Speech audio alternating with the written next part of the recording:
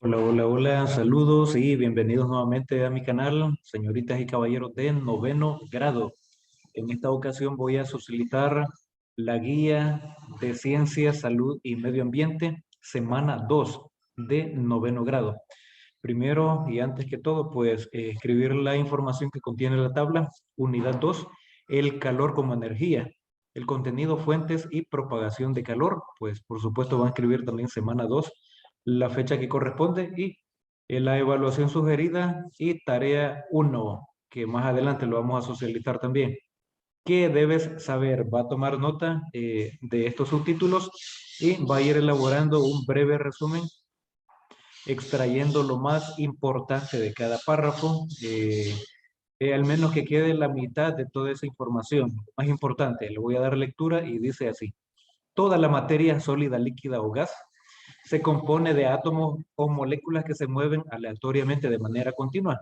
En virtud de esto, los átomos y las moléculas de la materia tienen energía cinética.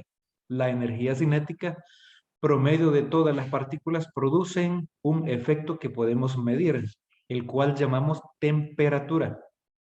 Cuando hay aumento o disminución de ella, o cuando percibes un objeto caliente o frío, se refiere a una energía en tránsito llamada calor, y hay tres maneras en las que se da la transferencia, y ahí están con color azul y subrayado: conducción, convección y radiación. Y vamos a ir viendo uno por uno más adelante. Va a escribir también este otro subtítulo: ¿qué es calor? Recuerden ir resumiendo cada párrafo. Si tocas una estufa caliente, entra energía a tu mano porque la estufa está a mayor temperatura que tu mano. Obviamente hasta te puede quemar. Pero si tocas un trozo de hielo, tu mano cede energía al hielo, que está a menor temperatura. La dirección de transferencia de energía es siempre de la sustancia de mayor temperatura. Cualitativamente se dice caliente. A la sustancia de menor temperatura, fría. La energía que se transfiere de un objeto a otro debido a una diferencia de temperatura se llama calor. Es común pero erróneo pensar que la materia contiene calor. La materia contiene energía y ahí pues eso es lo que cabe señalar. No tiene calor, tiene energía en diversas formas, pero no contiene calor. El calor es energía que pasa de un cuerpo de cierta temperatura a otro menor. La unidad de energía del Sistema Internacional SI es el Joule y se abrevia con letra J. Es también la unidad preferida para medir el calor, puesto que este es una forma de energía. Sin embargo, hay tres antiguas unidades que aún se conservan. Estas primeras unidades se basaron en la energía térmica requerida para producir un cambio patrón: la caloría, la kilocaloría y la unidad térmica británica, British Thermal Unit, o BTU. Además, pues, una caloría cal es la cantidad de calor necesaria para elevar la temperatura de un gramo de agua en 1 grado Celsius. Una kilocaloría cal es la cantidad de calor necesario para elevar la temperatura de 1 kilogramo de agua en 1 grado Celsius, y ahí se abrevia. Una unidad térmica británica es la cantidad de calor necesaria para elevar la temperatura de una libra patrón de agua en 1 gramo Fahrenheit.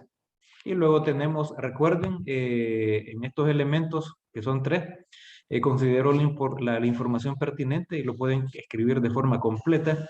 Luego pasamos al número 3, dice energía interna. Además de la energía cinética traslacional de las moléculas, una sustancia contiene energía en otras formas. Hay energía cinética rotacional de las moléculas y energía cinética debido a los movimientos internos de los átomos que la componen. También hay energía potencial debido a las fuerzas que se ejercen entre las moléculas. El total de todas las formas de energía que contiene una sustancia se conoce como energía interna. Las sustancias no contienen calor, contienen energía interna. Bueno, ahí puede ser también un resumen para que quede un párrafo más corto. Y el número 4, por supuesto, también le doy lectura y dice mecanismos de transferencia de calor. El calor siempre tiende a transferirse de un objeto caliente a un objeto frío. Si se colocan juntos varios objetos de temperaturas distintas, entonces los más calientes se enfrían y los más fríos se calientan hasta que todos tengan la misma temperatura. Esta igualación de las temperaturas se realiza en 3 formas de transferencia. Y ahí está subrayado: conducción, convección y radiación. Veamos lo que es conducción. Si sostienes el extremo de una barra de acero sobre una flama, que es una llama de fuego, al cabo de unos instantes la barra está demasiado caliente para sostenerla. El calor se ha transmitido a través del metal por conducción. La conducción del calor se puede llevar a cabo en el interior de un material o entre diversos materiales que se encuentran en contacto directo. Y lo vamos a ver en la figura número 1 más adelante. Los materiales se conducen bien. El calor se conocen como conductores del calor. Los mejores conductores del calor son los metales. En primer lugar, la plata y enseguida pues el cobre. Y entre los metales comunes le siguen el aluminio y el hierro. ¿A qué se debe la conducción? Pues la conducción se debe a las colisiones de los átomos o moléculas y a los movimientos de los electrones débilmente unidos a los átomos. En el caso de la barra de hierro, la flama, o sea, la llama de fuego, hace que los átomos del extremo que se calienta se muevan, o sea, vibren más rápidamente. Estos átomos transmiten una vibración a los átomos adyacentes y estos a su vez a los que están junto a ellos. Pero aún más importante es la vibración forzada de los electrones libres que pueden desplazarse por el material o por el metal, los cuales transfieren energía al chocar con los átomos y con los otros electrones libres de la barra metálica. Y tenemos la figura número 1. Tenemos ahí pues básicamente como un metal y la conducción del calor también se va desplazando en la parte interna. Conductor o aislante. Toca un trozo de metal y un trozo de madera que se encuentran cerca de ti. ¿Cuál de los dos parece más frío al tacto? ¿Cuál de los dos está más frío? Las respuestas son distintas. Si los materiales están en la misma región, deben tener la misma temperatura, la temperatura ambiente. Así ninguno de los dos está en realidad más frío ni caliente. Sin embargo, la madera es un mal conductor. Tu mano cede muy poco calor a la madera, por lo que no detecta que está tocando un objeto más frío. La madera, la lana, el papel, el corcho y el polistireno son malos conductores del calor, pero son buenos aislantes porque retardan la transferencia de calor. En conclusión, no existe aislante alguno capaz de impedir del todo que el calor lo atraviese. Los aislantes retardan la transferencia de calor. Y luego tenemos el 4.2, convección. La transferencia de calor por conducción implica que la materia se transfiere de una molécula a otra. La energía se desplaza, pero las moléculas no. Otra forma de transferir el calor es que la sustancia caliente se desplace, por supuesto que sí. El aire que está en contacto con una estufa caliente asciende y calienta las regiones superiores. Este es el fenómeno de la convección, en el que el calentamiento se lleva a cabo por corrientes de un fluido. La convección puede llevarse a cabo en cualquier fluido. Trátese de un líquido o gas. Si un fluido se calienta, se expande, se hace menos denso y se eleva, así las corrientes de convección mezclan el fluido conforme éste aumenta su temperatura. Ahora veamos lo que son los vientos, el origen de los vientos. Las corrientes de convección de la atmósfera producen vientos. Algunas regiones de la superficie terrestre absorben calor con mayor facilidad que otras, lo que hace que el aire que está cerca de la superficie no se caliente de una forma homogénea, creándose así corrientes de convección. El fenómeno resulta muy claro en la playa. Durante el día, la arena se calienta más fácilmente que el agua. El aire que se encuentra sobre la tierra se eleva y una corriente de frío proveniente del agua toma su lugar. El resultado de este proceso es la brisa marina. Durante la noche el proceso se invierte debido a que la tierra se enfría más rápidamente que el agua. El aire caliente está entonces sobre el mar. Si haces una fogata en la playa, verás que el humo se desplaza tierra adentro durante el día y hacia el mar durante la noche. Bastante interesante. Aquí tenemos el esquema de la figura número 2, que también pueden hacer el dibujo o a última instancia pues pueden hacer el recorte también para pegarlo. Y ahí pues se puede ver la brisa marina cuando también se calienta más rápido la arena que el agua. y viceversa. Yo creo que muchos estudiantes han tenido la oportunidad de viajar, de ir a la playa y de caminar sobre la arena caliente, así con los pies descalzos, pues se siente bastante caliente y el agua, sin embargo, está con su temperatura, pero menos caliente. Radiación. Todos los objetos emiten sin cesar energía y lo podemos percibir sin tener contacto con ellos. A esto se le llama transferencia de calor por radiación. La radiación térmica se debe a ondas electromagnéticas emitidas o absorbidas por un sólido, un líquido o un gas debido a su temperatura. Ejemplo de esto es cómo recibimos la luz solar. Podemos sentir la emisión de energía sin tener contacto con él, por ello se transfiere la radiación sin contacto. Ejemplo de ello es la fase lumínica de la fotosíntesis.